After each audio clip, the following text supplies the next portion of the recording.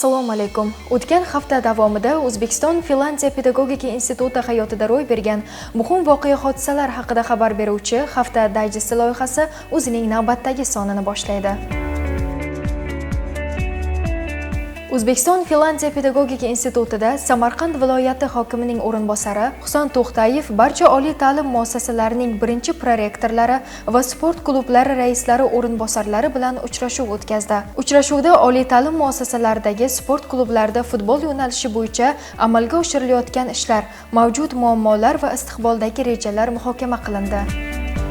O'zbekiston Finlandiya pedagogika instituti rektori professor Shahzoda Nigmatova, institut prorektorlari, fakultet dekanlari, kafedra mudirlari hamda barcha bo'lim boshliqlari ishtirokida navbatdagi ishchi yig'ilishni o'tkazdi. Kun tartibidan o'rin olgan bir qator dolzarb masalalar, jumladan o'quv jarayonlari holati, ijro intizomi, xorijiy investitsiyalarni jalb etish va talabalarni institutga qamrab olish borasidagi ishlar tanqidiy tahlil qilindi.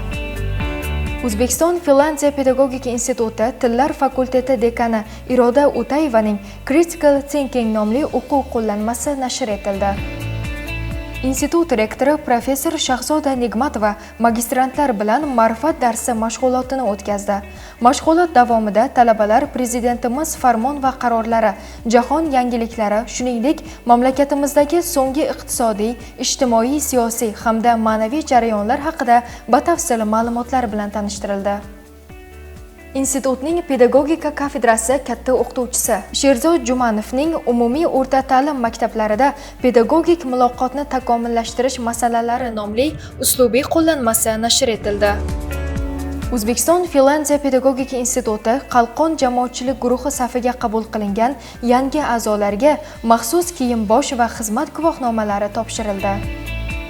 O'zbekiston Finlandiya pedagogika institutida har yili an'anaviy tarzda o'tkazilib kelinayotgan Rektor Kubogi sport musobaqalarining navbatdagi ochilish marosimi o'tkazildi. Bunda institut rektori, prorektorlar, fakultet dekanlari, professor o'qituvchilar, talabalar hamda keng jamoatchilik vakillari ishtirok etdi. Tadbirda institut rektori Shahzoda Nigmatova so'zga chiqib, musobaqa ishtirokchilariga omad tiladi. Ushbu tantana Oliy ta'lim, fan va innovatsiyalar vazirligining rasmiy sahifalarida ham e'tirof etildi. Institutda Sohibqiron Amir Temur tavalludining 689 yilligi munosabati bilan Amir Temur vorislari harbiy sport spartakiyada musobaqalari o'tkazildi. Institut birinchi prorektori Zarifa Mo'minova davlat xususiy sheriklik asosida qurilgan talabalar turar joyida bo'lib, u yerda yashayotgan talabalar holidan xabar oldi. Samarqand viloyati Jomboy tumanidagi Sof Expo Samarqand ko'rgazmalar majmuasida World Edu 2025 xalqaro ta'lim ko'rgazmasi va forumi bo'lib o'tdi. Ko'rgazmada O'zbekiston Finlandiya pedagogika instituti rahbariyati vakillari, tegishli mas'ullar hamda 300 nafar bitiruvchi bosqich talabalari ishtirok etishdi.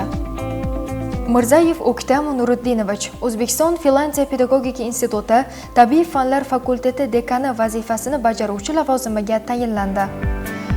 Abdurahmonov Abdug'affor Abdug'affurovich O'zbekiston Finlandiya pedagogika instituti registrator ofisi boshlig'i lavozimiga tayinlandi.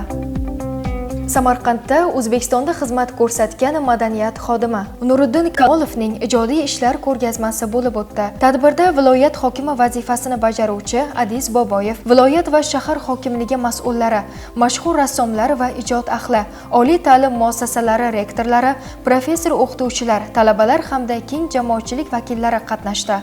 Xususan O'zbekiston Finlandiya pedagogika instituti rektori Shahzoda Nigmatova ham ko'rgazmada ishtirok etdi. Sizga yetkazmoqchi bo'lgan xabar va lavhalarimiz shulardan iborat edi. O'zbekiston Finlandiya pedagogika institutining rasmiy sahifalarini kuzatishda davom eting. Xayr, salomat bo'ling.